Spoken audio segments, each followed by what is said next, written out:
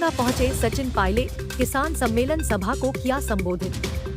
पीलीबंगा प्रदेश के पूर्व उप मुख्यमंत्री, पूर्व कांग्रेस प्रदेश अध्यक्ष सचिन पायलट आज किसान सम्मेलन को संबोधित करने पीलीबंगा पहुंचे। पायलट की यात्रा का दूसरा पड़ाव आज हनुमानगढ़ जिले के पीलीबंगा से शुरू हुआ, जिसके तहत मंडी की पुरानी धान मंडी में आयोजित किसान सम्मेलन में पहुंचकर सभा को संबोधित किया। संबोधन से पहले पीसीसी सदस्य विनोद गोठवाल द्वारा सचिन पायलट का साफा पहनाकर स्वागत किया गया। इसके बाद शाम 4 बजे सचिन पायलट हनुमानगढ़ में स्थित मां भद्रकाली मंदिर में दर्शन करने पहुंचे। तत्पश्चात सचिन पायलट शाम को 6 बजे हनुमानगढ़ के सर्किट हाउस में कार्यकर्ताओं और आमजन से मुलाकात करेंगे।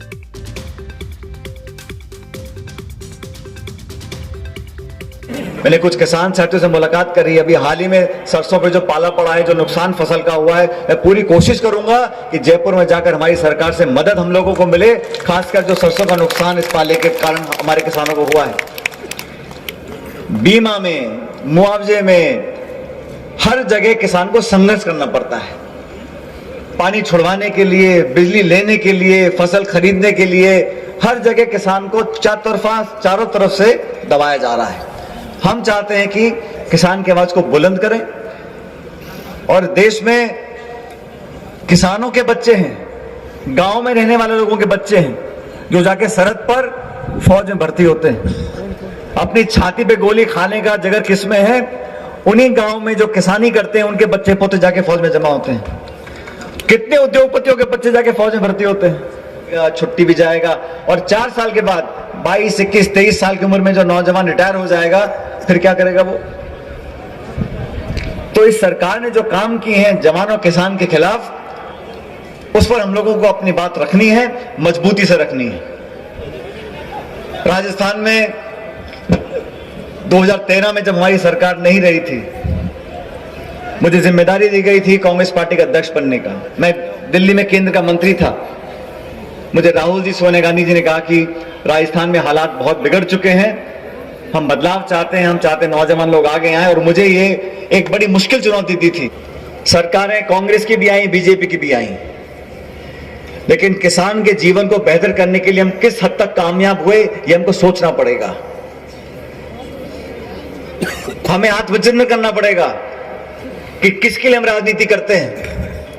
हमें पुख्ता इंतजाम करना पड़ेगा, लोगों का विश्वास जीतना पड़ेगा कि वो कितना भी बड़ा ताकतवर व्यक्ति हो, किसी पद पे हो, नेता हो, अधिकारी हो, किसी दल का भी हो, कहीं का भी हो, अगर बच्चों की जिंदगी के साथ खिलवाड़ करेगा, उसको हम कभी नहीं बख्शेंगे और उसको सूद समेत सजा मिले। ये बात मैं भी बोलता हूं, ये बात सरकार भी बोलती है, हमारी पार्टी बोलती है, हम सब बोलते हैं। और मुझे उम्मीद है कि बहुत जल्द इस दिशा में काम होगा। अभी सुचित्रा जी बोल रही थी, ये भी मुझ में उम्र से बहुत बड़ी है, लेकिन इनमें जज्बा ज्यादा है मेरे से।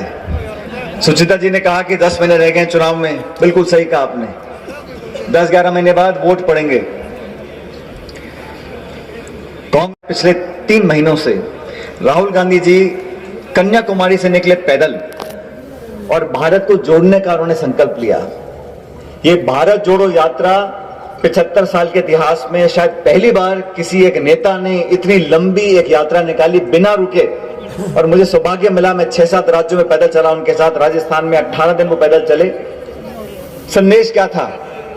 किसान को, नौजवान को मजबूती देने का, समाज में जो टकराव और एक हिंसा का माहौल पैदा हुआ उसको खत्म करने का, भाईचारे का, प्रेम का, मोहब्बत का, लोगों को जोड़ने का, गरीबी, महंगाई, अर्थव्यवस्था पर जो आज काले बादल मंडरा रहे हैं उसको छिटने का, उसको आगे बढ़ाते हुए 30 तारीख को यात्रा खत्म होगी कश्मीर में, श्रीनगर के अंदर। लेकिन उस यात्रा के बाद आज हमारा दायित्व बनता है कि उस संदेश को गांव ढाणी तक लेकर जाएं। यात्रा तो चली गई, लेकिन यात्रा के बाद हर जिले, हर गांव, हर पंचायत, हर ब्लॉक, हर क्षेत्र में हम लोग जाएं, लोगों को संदेश दें कि हम आपके साथ खड़े हैं। और कांग्रेस पार्टी को मजबूत करने के लिए 26 जनवरी से एक और अभियान हम चालू कर रहे हैं, हाथ से हाथ जोड़ो अभियान। कांग्रेस का चुनाव चिन्ह हाथ है, लोगों के हाथ हैं, उस हाथ को हम जोड़ना चाहते हैं संगठन को मजबूती देकर। क्योंकि 30 साल से राजस्थान में हमेशा 5 साल एक सरकार आती है, फिर 5 साल दूसरी सरकार आती है। ये 5-5 साल में सरकार जो बदलती है, इस परिपाटी को खत्म करना है। 11 महीने अगर हम सच्चे मन से, लगन से, त्याग और तपस्या से जनता की सेवा और करेंगे, सत्ता संगठन मिलकर काम करेंगे, तो मुझे विश्वास है कि 11 महीने बाद दोबारा आप लोग हमको आशीर्वाद दोगे और सरकार कांग्रेस पार्टी की दोबारा बन सकती है। और ये आप लोग हैं, जनता जनार्दन हैं। लोकतंत्र के अंदर आपके हाथ की टिकी बटन जिस पे दब जाएगा, उसी को आशीर्वाद मिलता है। तो जनता का मन कैसे जीते, जनता की भावनाओं से कैसे जुड़े, जनता के सामने उनकी कसौटी पे खरा कैसे उतरे, उस दिशा में हम सब लोगों को काम करना है। और राहुल जी हो, प्रियंका जी हो, खड़गे जी हो, सोनिया गांधी जी हो, हम सब चाहते कि हम सबको साथ लेकर चलें, 36 कौम को लेकर साथ चलें, चारों धर्म के लोगों को साथ लेकर चलें। और आप सब लोग, मैंने शुरू में कहा, ये सीमावर्ती जिला है, यहां पर फसल की, सिंचाई की, बिजली की, इन समस्याओं का पूर्ण तरह समाधान कैसे हो। हर बार ज्ञापन मिलते हैं, धरने होते हैं, छोटा मोटा कुछ आगे बढ़त होती है, लेकिन हम वहीं फंस के रह जाते हैं। हम बड़ा क्यों नहीं सोच सकते? हम हमेशा हमेशा के लिए इस सिंचाई की, इस नहर की, इस मरम्मत की, इस पानी को छोड़ने की, इस बिजली की समस्या का हमेशा हमेशा के समाधान क्यों नहीं कर सकते? हम कर सकते हैं। हम साथ मिलकर हमेशा के लिए इस पूरे क्षेत्र की तमाम, चाहे सेम की हो, चाहे सिंचाई की हो, इन सब समस्या का समाधान कर सकते हैं। संकल्प की जरूरत है, निश्चय की जरूरत है, जनता के समर्थन की जरूरत है।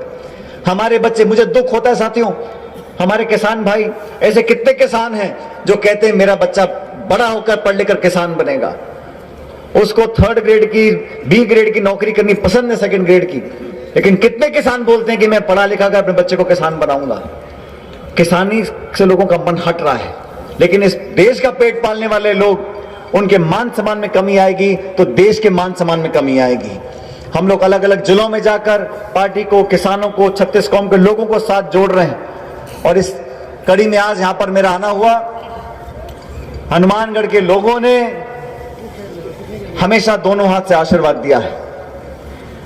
और मैं आपसे आवेदन करना चाहता हूं कि जिन लोगों ने आपसे वादे करे हैं, जो केंद्र की सरकार में बैठे हैं, उनको संदेश जाना चाहिए कि किसान अब जवाब मांगेगा। आपकी बदसलूकी, आपकी बदनीयत से अब हम लोग तंग आ चुके हैं। हम न्याय चाहते हैं, विकास चाहते हैं। और मैं इस किसान सम्मेलन में यह प्रस्ताव आपके सामने रखना चाहता हूं कि हम केंद्र सरकार से मांग करेंगे। आपने जब 3 कृषि कानून वापस लिए थे, तो केंद्र की सरकार ने कहा था कि हम MSP की खरीद पर कानून बनाएंगे। बनाए रखना, मैं आपका बहुत बहुत धन्यवाद करना चाहता हूं और परमपिता परमेश्वर से प्रार्थना करता हूं, वाहिगुरु।